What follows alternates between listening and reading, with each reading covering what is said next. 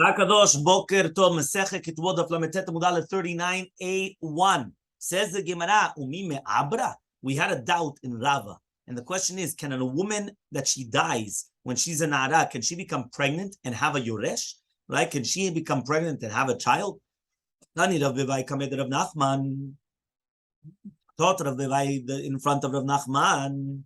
Shalosh nashim mishamsho b'moch. There are three women that they use a moch. Remember, the moch was during the tashmish you're going to use some type of contraceptive in order that what? In order that they should not become pregnant, right? These are the three: ketana, umeuberet, umenika. A ketana, a minor, a woman that she's already pregnant, and a woman that she's feeding. Ketana shematita ber. A ketana, why? Maybe she's going to become pregnant, and she's going to die, because since she's a ketana, it's going to be a problem. Me'uberet, sandal. If she's pregnant and then she would become pregnant again, so then the child will become a sandal. The second child will come and squash the first child, will make it into a sandal. Menika, right? If she's feeding, right? She'll come and she won't be able to finish feeding her child. Remember in the olden days, right? They used to come and they used to feed the children. That was the only thing. There wasn't nowadays you have formula and everything, and even nowadays there's a shortage. Yeah, but I'm saying, meaning that there's no. So if right now she's going to stop feeding the child, the child could die. So if she becomes pregnant, it's a danger for the child. So what is a ketana? It means from 11 to 12. Less than this, or more than this. She could just do normal. These words are whether one or the other.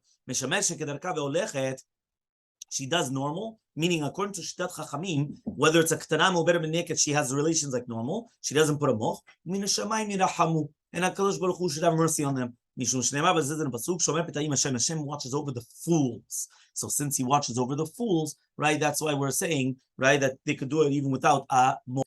Now, if you're going to tell me that she became pregnant when she was na'ara, right? And then she gave birth when she na'ara. Can she give birth in 6 months? Meaning, one more time, she didn't become pregnant when she was a ketana, but then she would die. So she became pregnant when she was a na'ara. Na'ara is from 12 to 12 and a half. So she became pregnant exactly when she was 12, and then she gave birth when she was 12 and a half. What's going on? It means what? She gave birth in 6 months. Shmuel says, there's only 6 months between Na'ara and Bogeret. If you're going to tell me that there's nothing less than that, but there's nothing less than 6 months. But there could be more than 6 months. And he said, there's only 6 months, meaning there doesn't exist even more than that as well. So therefore, what's going on here? So it says, this is what it means to say. Yesh beged bakever upaka'av. Do we say that there is bagrut in the kever? Which means, again, one more time, she was violated when she was a na'ara, and then she died. Now, right before they put the onus, the guy that violated, to the judgment, right, it already finished, and now she becomes a bagrut.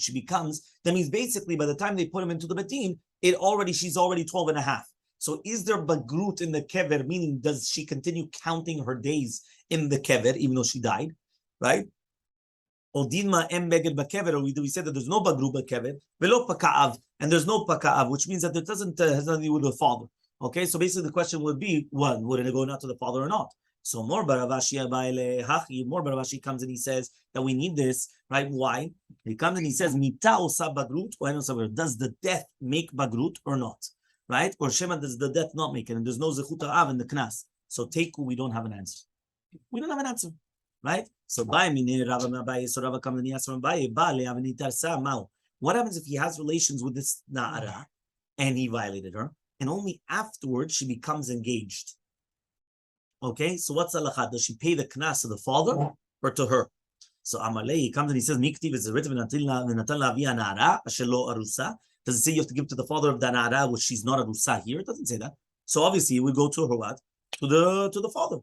Yeah? Well, she can't just take it away from the father now. So says the Gemara, and according to your reasoning, which we learned in a Braita, right? Ba'ale avani set. What happens if he has relations with her and then she got married? Latzma, it goes to her. Miktiv, does it say that she's not married? So says the Gemara, can you compare both cases? Hatam over there,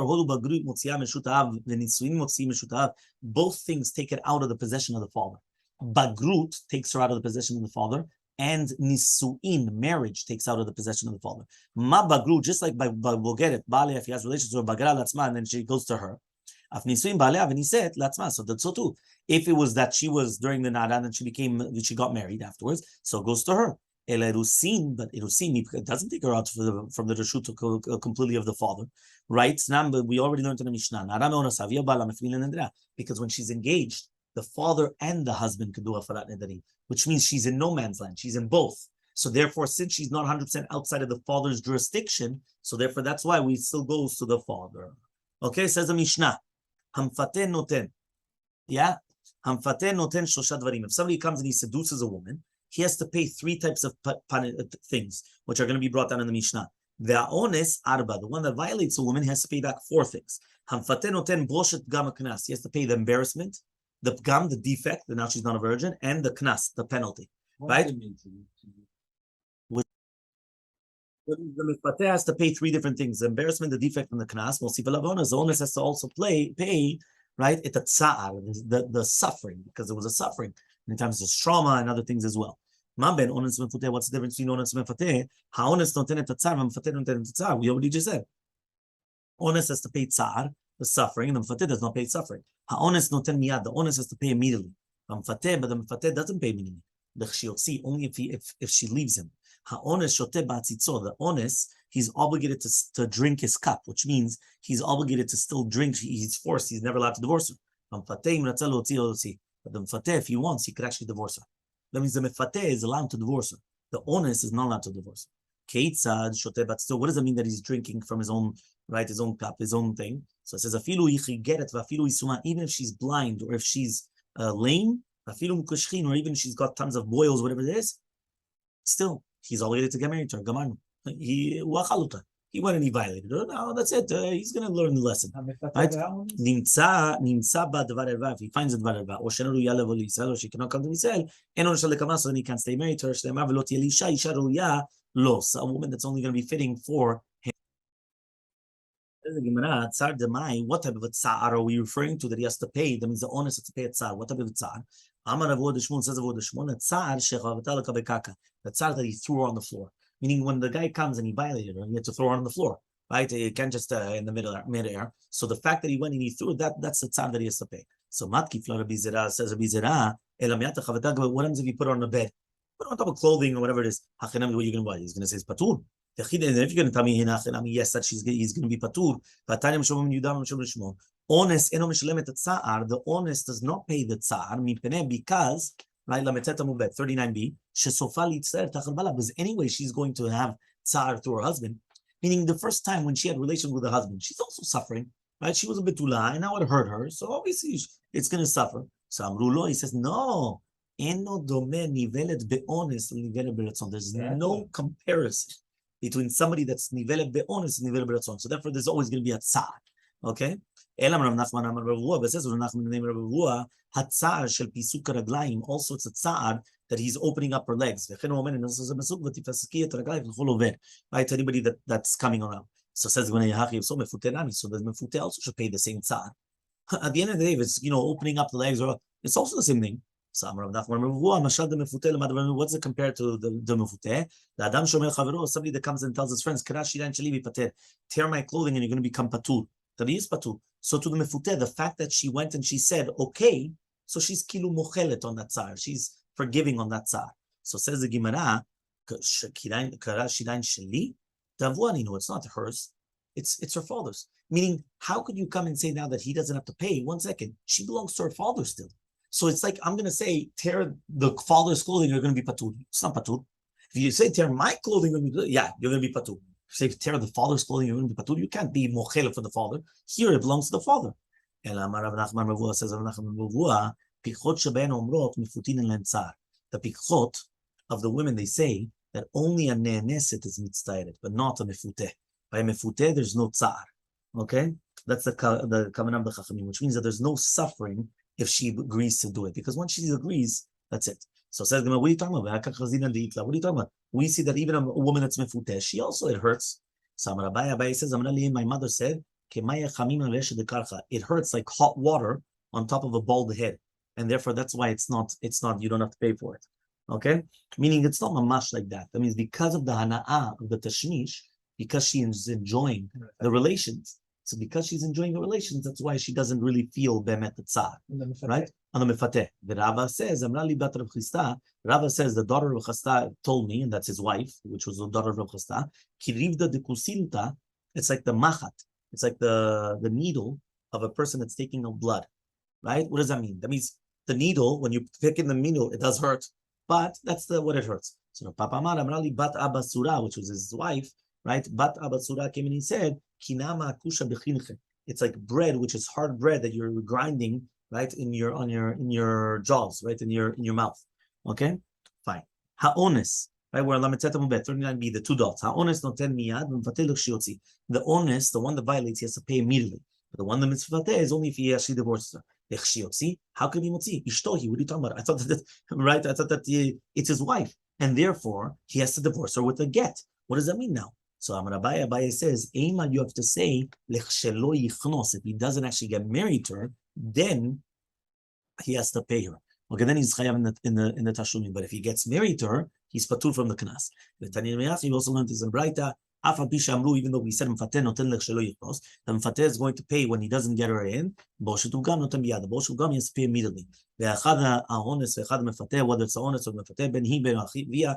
her or the father, they could stop that she's not going to get married. So says the Gemara, bishlemak mefuteh. I understand mefuteh. Ketubah, it's written imayen aviha. What does it mean imayen aviha? Which means that the father could stop it. But that's only the father.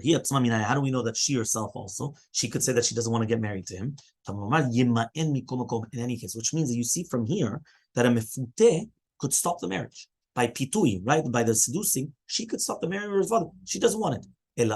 But by honest, she could stop it because it's right. Because why? She could say she doesn't want.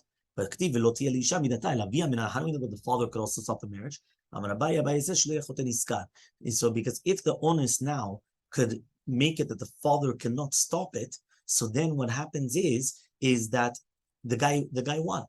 Because the guy violated the daughter. He wanted to get married to the daughter, right? He violates her, and now the father cannot even stop the marriage. So therefore, that means So in order that it shouldn't be choteniskar, we say no, that even even the father could stop the marriage. Okay, in order that the guy shouldn't gain. Right? You understood why the father will gain, because why the guy will gain. Because basically he looks at a girl, he knows that he can't get her. What does he do? He violates her. No, okay. So okay, he has to stay married to her. And the father can't say anything. So he's gonna gain. Rava says it's kavachomer. By mefateh, he only went against the father.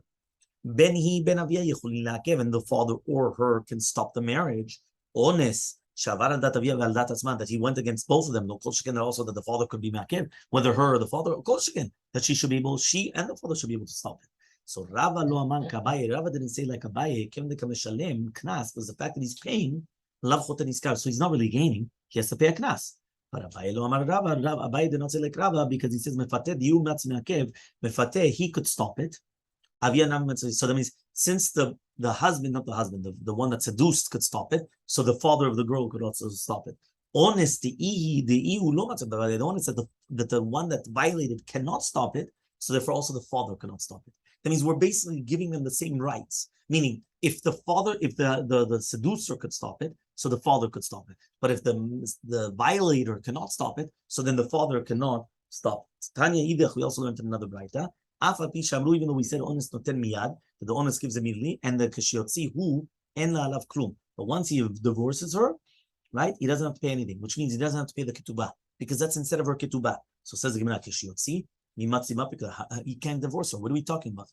Right? What are we talking about now? That afterwards, if he divorces her, he doesn't have to pay her ketubah. He can't divorce her. How honest? So says by the honest, he can't divorce her. So answers the Gemara, ema keshetetze en la alav klum. No, if she goes, I mean that she wants to divorce. There's nothing. Why? Because she does not get a ketubah. Met. What happens if he dies after he marries her? So the kesef, which was the knas, is her ketubah. Rabbi Yosef Rabbi Omer, yesh la ketubah manon. Oh, she gets 100 zuz for ketubah, like a beula. So what is the machloket between them? Rabbanan Sabra, the rabbis hold time. Amai tiknu Rabbanan Ketubah. What is the reason why they instituted Ketubah? In order that she shouldn't be light in the eyes to take her out. So that he can take her out. Rabbi Yehuda says, and basically what he's going to do is he's going to make life miserable until she says that she doesn't want it. Meaning like this. Again, one more time. What's the reasoning of Ketubah? The reasoning of Ketubah is that you don't have a Ketubah, it's going to be like a pair of shoes. You bought a pair of shoes, you don't like them, tomorrow give them back to the store. Gamarnu. Right? So therefore, in order that it's not that easy to give back the pair of shoes, meaning it's not that easy to divorce a wife, we said there's a Ketubah. A person has to pay a salary of a year. You know what that is? It's a lot of money. Nowadays, it could be $40,000, $50,000, $60,000. You understand? So imagine a person has to pay that. Oh, he's not going to get divorced that easily. So therefore, that was to protect the woman. So he says, okay, fine. Here, he can't divorce her. So therefore, there's no Ketubah. The second shita, which is Rabbi Yehuda, says, no. You know why you still have to give her a Ketubah? Because if not, he's going to make her life miserable until she says that she wants to divorce. So the second that she says, what, she's going to lose out, and then he gained again. So because of that, you still give a Ketubah. We just said that an honest, he has to drink from his own cup. So it says, Elmaleh Rabbi Rashi says, Rabbi Prazaki to Ravashi, Michli lerasi, Migmar Gamni Me'adadi. We learned honest and mefate. We learned the two dalachot from each other, right? Mema Mudalef. We're just going to go to the Mishnah, yeah, right? So leham mim tanami ligmir madani. So when we learn this halacha, also to do with the same thing, which means that what? That just like an honest, right? That means the mefateh should be chayav to pay, the guy that seduces should be obligated to get married to her, just like an honest is obligated to get married to her. Meaning, just like by honest, you're forced to marry her, so to be mefateh, you should be forced to marry her. The pasuk says, no, only if he wanted to. Meaning, by mefateh, it's certain you have to quickly take him to her only if he really wants. If he doesn't want, then no. So says the Gemara, what does it mean that he's drinking from his own cup? We said that's in front of Rav Zvid from Narada. He says, 1 second. Why don't we have the positive commandment of Lo Tiyeh Leisha, and it's going to push off a negative commandment of the Yisur of coming Klal Yisrael. Let's say she was a mamzeret. She was an etina, givoni, whatever it is, or all the other cases. So fine, there's a positive commandment of Lo Tiyeh Leisha. There's a negative commandment of the, all these things. The positive should push off the negative. That means even though she was prohibited to come into Kahal, the fact that he has a positive commandment now to marry her because he violated her, so therefore you should stay married to her. So Elmaleh, Zvi told me, when do we say that a positive commandment comes and pushes off a negative commandment? He go milah betzarat. Right? When you have a brit milah and tzarat, because you cannot fulfill the aseh without doing the lo taseh, which means there's no way of fulfilling the misah brit milah without taking out the tzarat. But in our case, if she's going to say that I don't want, there's no aseh. So therefore, she's going to say, I don't want to get married to him. So then there's no positive commandment. If there's no positive commandment, we don't say that the positive commandment pushes off a negative commandment. And we're going to continue with the Mishnah.